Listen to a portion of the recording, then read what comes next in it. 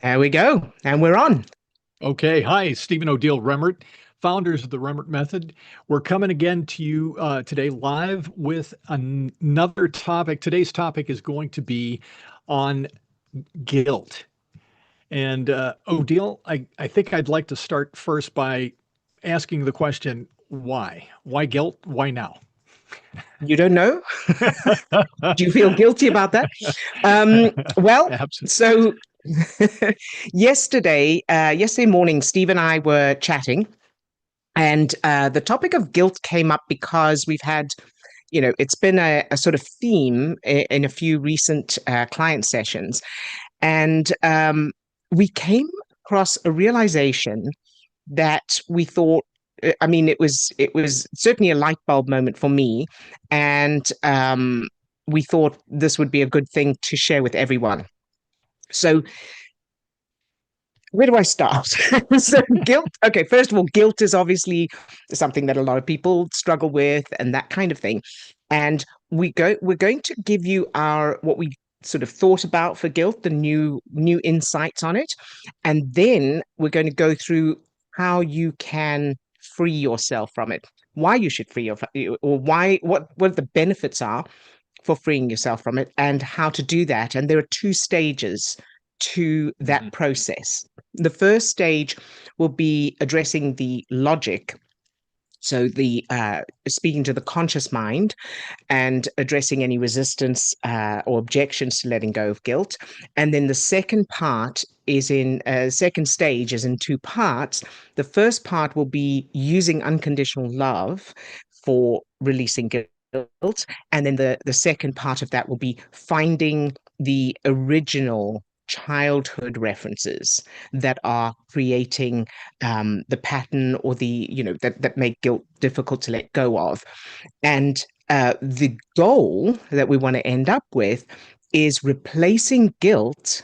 So you're not just going to get rid of guilt, it's replacing guilt with unconditional love instead for yourself and for anyone else involved and the situation and so on. So, first of all, let's look at why guilt, because, or, why do we want to get rid of it? Because there can be a tendency to feel, well, I should feel guilty if I've done something wrong. So a lot of people feel guilt even when they didn't do anything wrong, but certainly we feel like, if I don't feel guilty, it means I don't care. So there are those kinds of objections. And the first point I want to make is that guilt is not helpful. It doesn't change anything. So it doesn't make the thing okay. It doesn't make up for it. It doesn't um, correct anything or undo anything. It literally just damages you inside you. And if anything else, it prevents you from moving forward, from doing other things. So guilt can be a massive, we were talking earlier about toxic guilt. It can be hugely, uh, you know, keep you stuck, keep you from achieving things that you want to achieve, keep you from making the most of relationships and stuff like that. And I know, did you want to get a word in first before I launch into the kind of insight piece that I wanted to share? No, I appreciate your enthusiasm. Yeah, I think as we're getting started out here, I know that the kind of the thought that I have, especially for somebody that might be tuning in to us for the first time, or the topic of guilt, it is knowing that I spent a lifetime dealing with guilt and feeling like I've tried any number of different things to try to let go, of guilt. And the frustration around hearing people say, well, you just need to let that go. Yes. It's like, well, guilt isn't helpful. It's like, yes, I know that. Someplace inside of me, I know that, right? Right. But I can't let this go. And it Mhm. feels like one of those, for me, it felt like one of those forces that just had a stranglehold, and I couldn't get rid of that. Uh, And tried, Absolutely. you name it, I likely tried, using that to get rid of that guilt feeling. Yeah. And, perhaps we'll talk about this a little bit later, but I feel like guilt may be one of those feelings for me that was, I don't, I'm not sure I can go back to a time when I didn't feel some sense of Mhm. guilt. So Yeah. it's a long held feeling. Yes, yes, absolutely. And I remember you saying as well that you weren't sure that it could be changed, actually, because of that, because it was so ingrained. Yeah. Yeah. And so thank you for that, because that's a really good point as well, is that just let go of it is not helpful at all. Um, Making that decision to let go of it is an important first step, but we're going to share with you exactly how you can go about letting go of it. So And in an can I effective step way. in just can I step in Yeah, real quickly? of And course. in doing that, I know you kind of mentioned that, but I think that people that again may be new to our methodology, the way that we work, the way that you like to work, addressing more of the logical reasons and Yes. that kind of thing before we get to any unconscious or subconscious type of reasoning for the guilt and that kind of thing. So I just wanted to kind of highlight the fact that you're actually meth- there's a method to your your To my madness. madness, were you going to say? All right. Yeah, absolutely. Thank you. So, the piece that I really wanted to, this was one of those things that kind of hit me Mm, yesterday, and I thought, oh my goodness, this is such a powerful way mhm, of looking at it. I realized because we've had guilt and then changed childhood memories to get rid of various patterns and things. But what I realized is that if you a way of telling if you have underlying um, guilt that is holding you back is notice how you feel or things you say when it's not something that's reasonable. So, for example, I used to apologize basically just for being there, somewhere. Just go, oh, I'm sorry. Oh, sorry. I was constantly saying sorry. I was constantly feeling um, in the way or an inconvenience and that kind of thing. And that's an extreme um, example, but there are varying degrees to it. And so noticing when apologies and excusing yourself, that kind of thing, goes beyond basic manners. So there are manners and there's being polite, and that's all very nice, and you apologize to be polite. But when it goes deeper than that, when it's feeling, when it's affecting you in ways where perhaps you're feeling self-conscious, you're feeling uncomfortable, those kinds of things, those are the red flags. So here's the insight that I realized yesterday morning. Guilt, I think, is like a debt that can never be paid. mm, Meaning mm, mm, that when we feel guilty, it's a feeling of we need to make up for it in some way. And I've just got goosebumps as I'm saying that. We need to make up for it in some way, and we never will be able to. And mm, so we then spend our lives feeling that it's like you broke someone's window and you want to pay to have it fixed, but you keep paying. And it feels like it'll never be enough. And you will die before you've ever had a chance to pay it back or pay or make up for it. And I believe that this is really powerful because I suspect that unconsciously we are creating that um, debt in our lives, manifesting in different ways. So for some people, it may be physical symptoms, pain, fatigue, other physical symptoms, yeah. where because guilt needs punishment. So, if I'm guilty of something, I feel like I should be punished. And as I know you pointed this out this morning as well when we were talking about this, is that it's Mhm, unconscious. So it doesn't necessarily make sense. So you're not thinking to yourself, I need to punish myself. It's an automatic from the unconscious part of the brain. So, and the way that can manifest is in our decisions and what we don't allow ourselves to receive or enjoy or experience. It can come in literal debt, money issues. So, constantly struggling with money could be a way the unconscious part of the brain is trying to make up for whatever we think we're guilty of. The never ending debt that has to constantly be paid and will never be paid. So, physical symptoms, money, relationships, work issues, or various circumstances. There are all kinds of ways that I think the unconscious part of the brain finds to match um, punishment with the guilt. And that for me is the biggest reason for changing it and finding a way to let it go. And we're going to give you a way to let it go. Did you want to Yeah, did you want to get a word in? yeah, yeah. So, a couple of thoughts, just y- um, that sense of guilt equals punishment. Mhm. Um, Well, guilt maybe you could needs say, punishment. yeah, guilt needs punishment. How do we know that? How do we know that? How do we learn that? How do we know that that's a truth? Well, so first of all, Hmm. if you can experience it yourself, you can just think about it.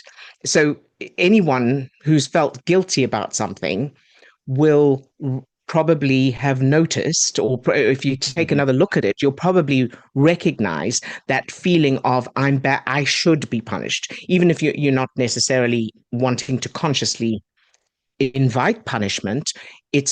I think an aspect of guilt is I deserve to be punished, or I'm worried that I will be punished, something like that. So Hmm. I think Hmm. it's just that.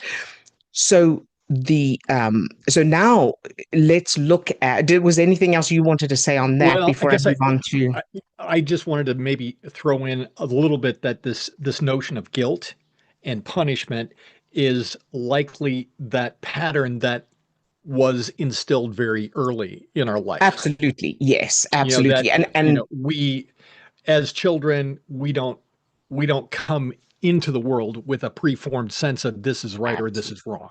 So yeah, that has to be taught early on in childhood. And I'm sure that we absolutely. all have, intrinsic, in other words, prior to conscious memory, intrinsic memory of how we learned that something was right or wrong, or how we learned to experience those feelings of guilt. I don't want to get too deep into that right Yeah, now, but I'm saying the point being that guilt is one of those learned one of those learned absolutely. Yeah, things. yeah. Well, it is definitely. And I would say for those of us who guilt is a problem, for whom guilt is a problem, we're definitely conditioned that way, absolutely, in childhood. That's, of course, where we learn everything. Hmm. Um, Hmm. but everything about who we are and how the world works. Um, but I would also add that not everyone has that problem. So not Hmm. everyone has a problem with guilt. Right. Some people are the opposite and don't even notice. And for other people, and I think the healthiest way is to recognize, oh, I did something that was wrong. And Hmm. then this is where I want to go with the next piece of this. Okay. What we're aiming for is when you do something wrong, it's okay. It's normal and human to feel bad about it at first. You feel, oh my, I'm so sorry, I shouldn't have done that, or whatever the situation is. It's about the fact that you hold on to it.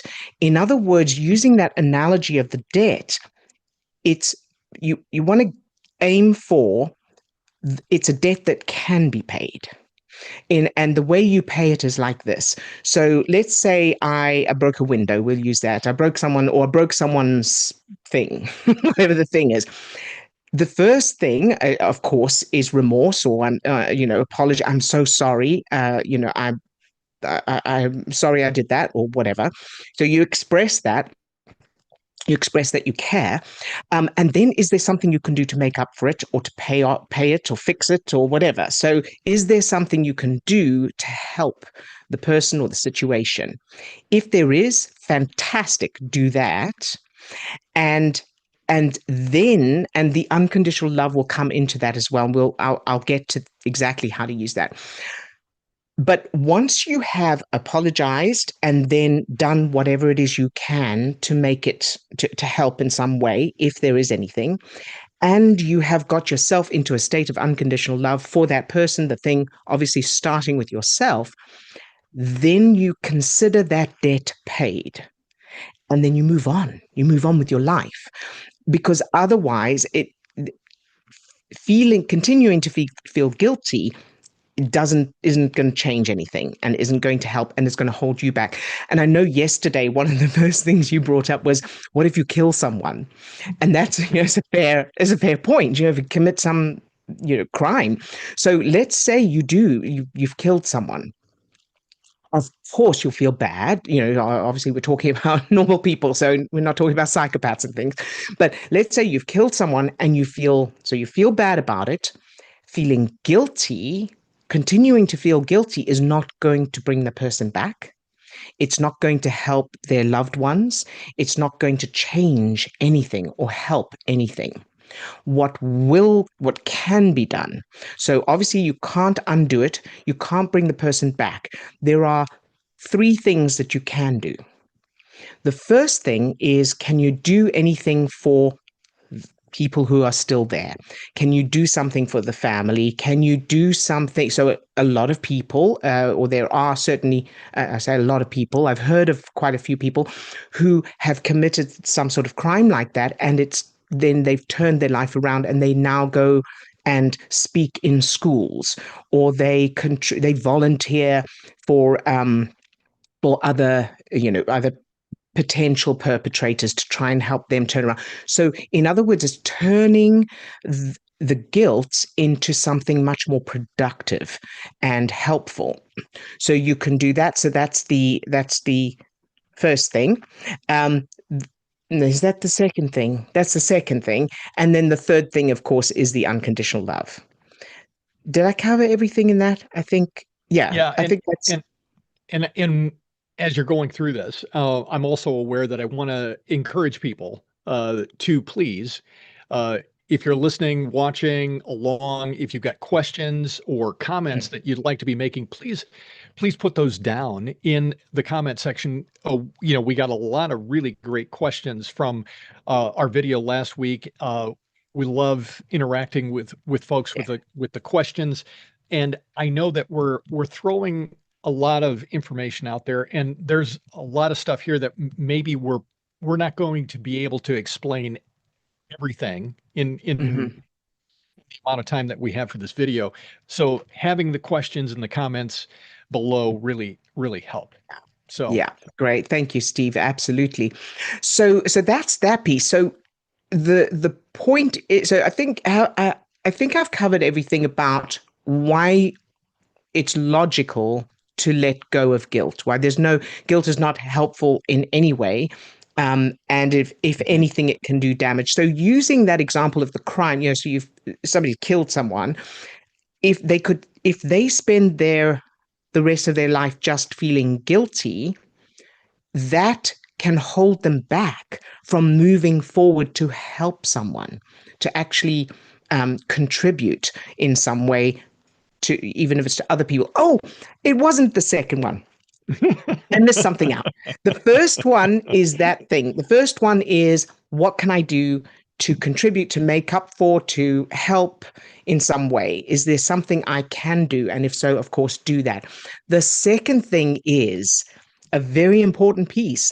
It's, what will I do next time? It's, you can't go back in time and change what you did. So the effective, productive, logical thing to do is to go, okay, how can I make sure that I don't make the same mistake next time? So, what can I do moving forward that will help me to make different choices, a more, healthier, more productive, more compassionate choice? And that brings, and then the third one is the unconditional love. And that brings me to when we change the childhood references. So, you were saying about how we learn to feel guilty. So we might as well move on to that part. Guilt is not about now. Guilt is not about, I feel guilty because cheated in a relationship, or I stole something, or I, let someone down. It's not about now. We learn to feel guilty from childhood. And so, and for different people, it'll start, the original thing will have been established at different ages and different ways. But the underlying thing is that we are taught to feel guilty. And one of the big pieces of this puzzle is that guilt is a very easy and effective way for parents to control their children. Yeah. So, depending on the child, depending on what other references are there, it's a really easy automatic go to try and make a child listen to you. And most parents don't realize just how damaging it can be, that the long-term effects of it. So, but we also don't need to be taught directly how to feel guilty.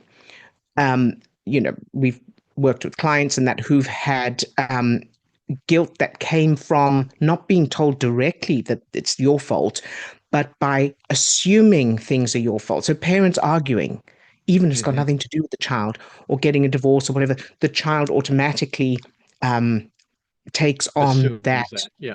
right. Hmm.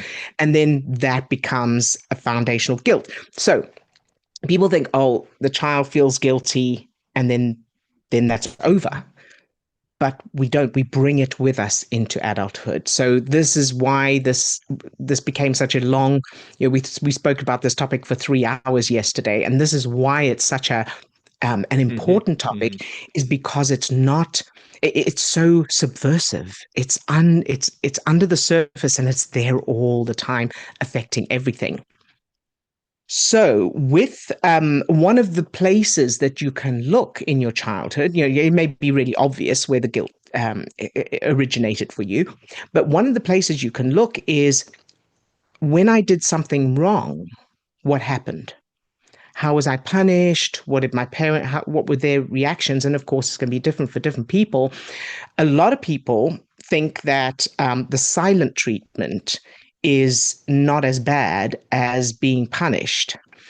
And it definitely is as bad in a different way. It affects children in a different way. The silent treatment, the effect it has on the child's brain is, I'm going to die. And the reason for that is because we are instinctively, these adults are supposed to keep us alive. And if they don't like us, or they're cross with us for some reason, or they don't know we're there, we will die because they won't protect us. They won't feed us. They won't protect us from wild animals. This is this kind of unconscious instinct going on. So therefore, it has huge damage to be ignored, to be not seen, not heard. Unconsciously, the brain behaves as if we're going to die. So there's that kind of thing. And what you want to aim for is, and we go into how to find and change memories in our other work, but the end, for those of you who do already change memories, what you're aiming for is that when you did something wrong, your parents sat you down, explained what it was, explained, now, this is what you did, and what I needed you to do, or what would have been better would be this, or, so explained it. And then, very crucially, and anyone with children, this would be a great way to work with your children, is to problem solve with the child as opposed to punishing or being angry. So in other words, saying, and this is what we should all do with ourselves as well, is, okay, so now what can we put in place for next time? Moving forward, how can we make sure that you'll remember, or here's an idea for a different, different decision, depending on what the thing is, just because when parents are problem solving with their child, the child's brain is automatically starting to develop the structure for problem solving instead of guilt, shame, and all of the other things. So Hmm. it's all about problem solving and strategy. Number one, the parent doing that with the child, and then the child will automatically learn to handle problems in that way, which is obviously much healthier and more effective. You're trying Mm-hmm. to say something. Yeah, and I was Sorry. just going to throw it. No, I was just going to add to that, that it's also about building a different emotional state inside. Mm-hmm. That uh, when we experience the feeling of being punished, that feeling of uh, the, being taught to feel that sense of guilt, it's creating a different feeling inside. It's creating a different foundation for the self identity and the self Mm-hmm. image that we are putting together as small children. So that emotional state that our unconscious brain and body is experiencing in childhood, we need to see that as the foundational level of our Mm-hmm. self identity. Yeah. So I know for myself, and we spend a lot of time kind of uh, uh, on what's the word I'm looking, deconstructing. That was what deconstructing, Unpacking. unpacking, deconstructing uh, my journey with guilt, but Yeah. recognizing that that happened at such an early age, such an early time in my life.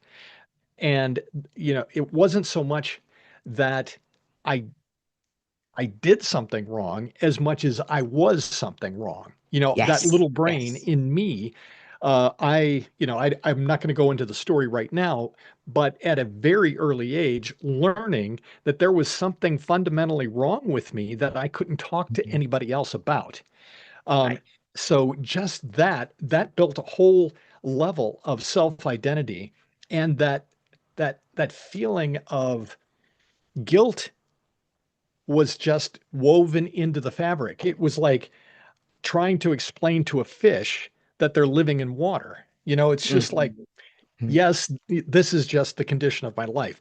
So Mhm. understanding, I think the point that I'm trying to make with this, and I know it's a lot of words, but the point that I'm trying to make is that it's the feeling state that guilt is creating that we unconsciously we make a link to that feeling, and that's how it becomes toxic. That's how it Mhm. becomes something that's a problem in our life, because unconsciously our brain says this is just the way that we move forward in life. So Mhm. then we are unconsciously creating situations or attracted to situations in our life that will perpetuate the feeling Yeah. of guilt.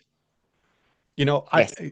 In a situation, and I've done this, you've experienced me doing this kind of thing where something will go wrong and I will immediately take Yes. blame for it. It's like, oh, I'm sorry.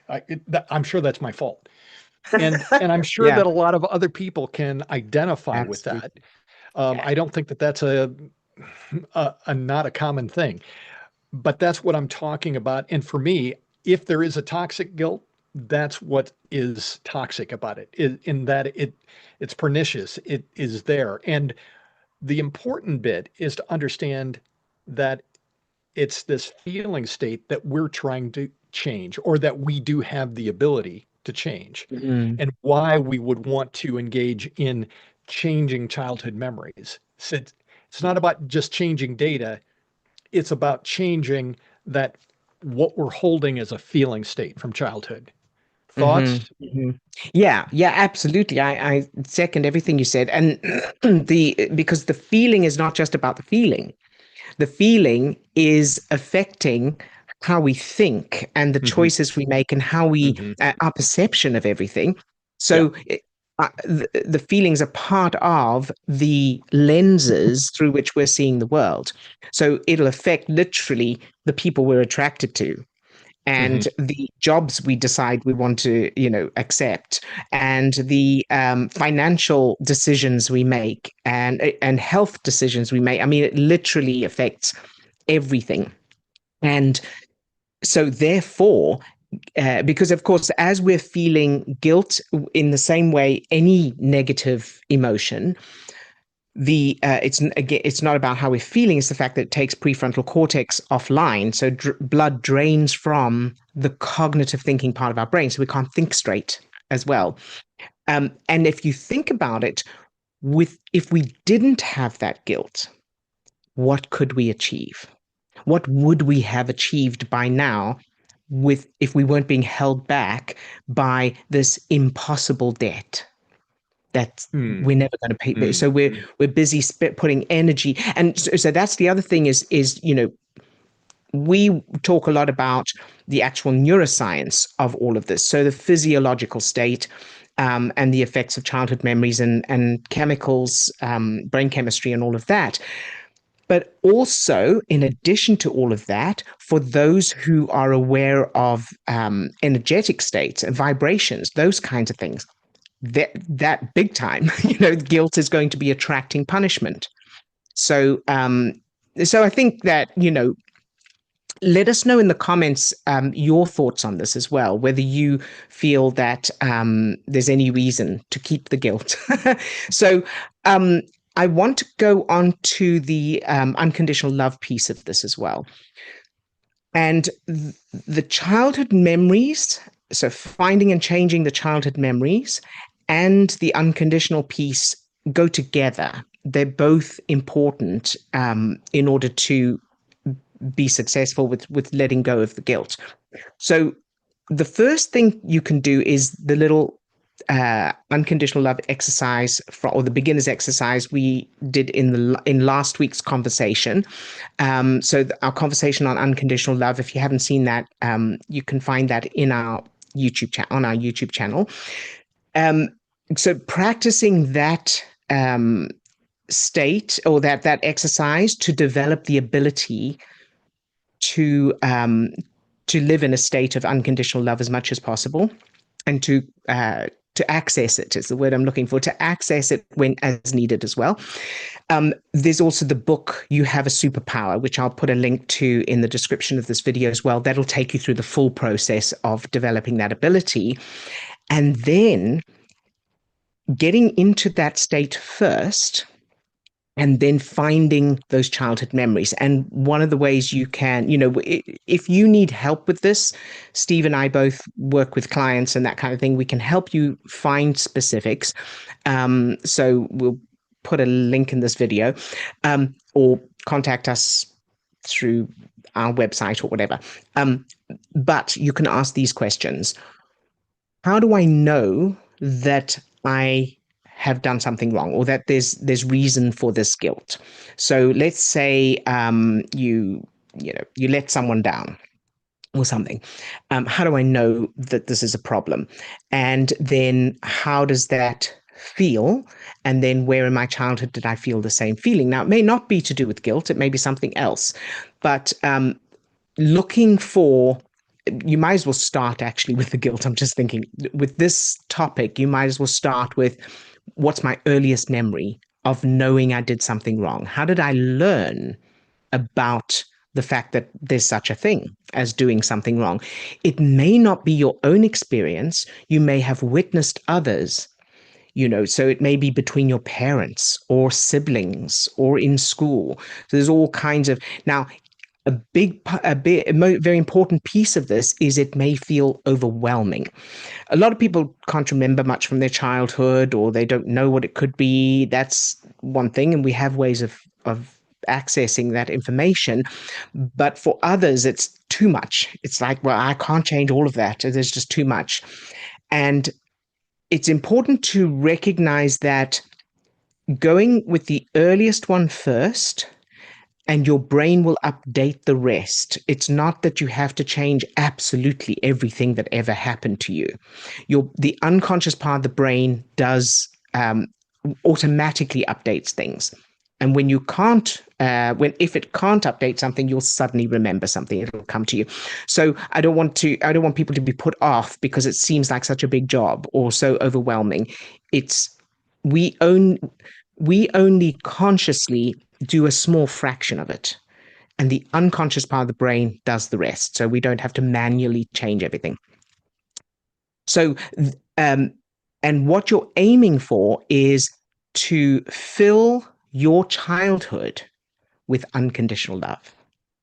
So, from you, from the adult you now, that your childhood is full of unconditional love from you to your childhood, and then also in your childhood from your parents.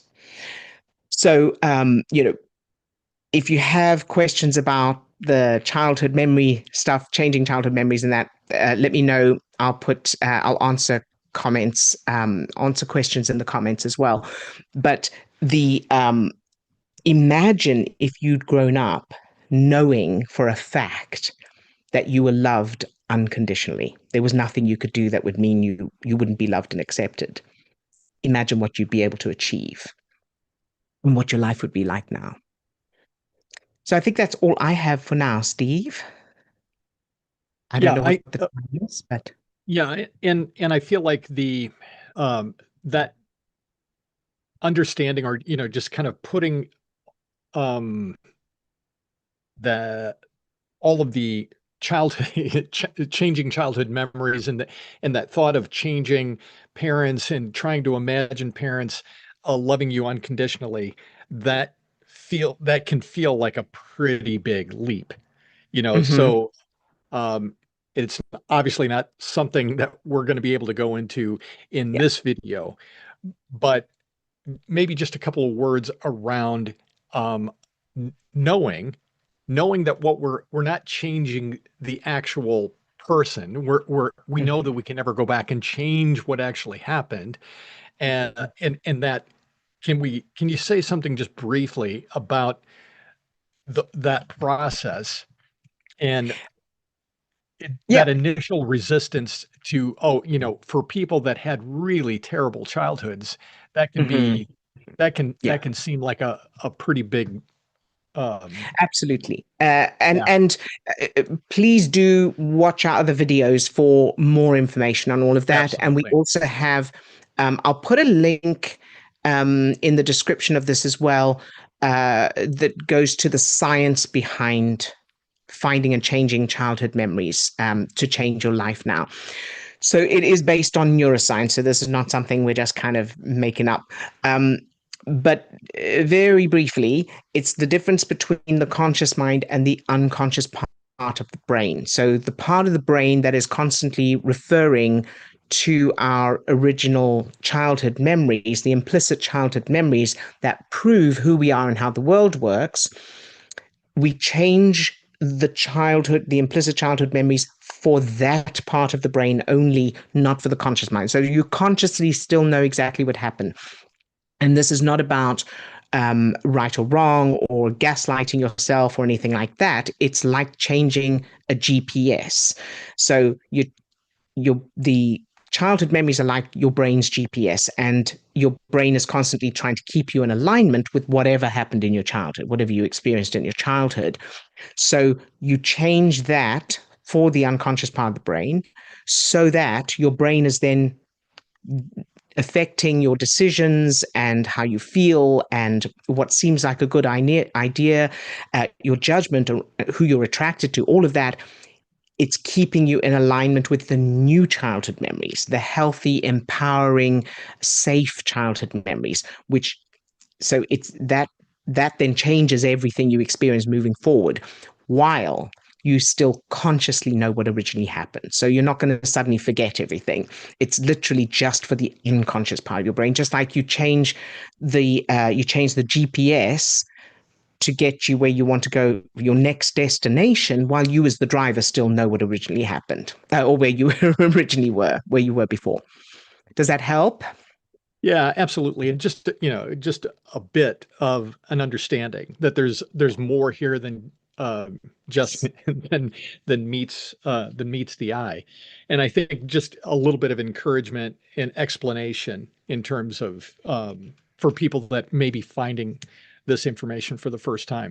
So yeah, Abs. please again, questions, comments, uh, please interact in the comment section below. We love that. And we're going to sign off for now. And hopefully we'll see you again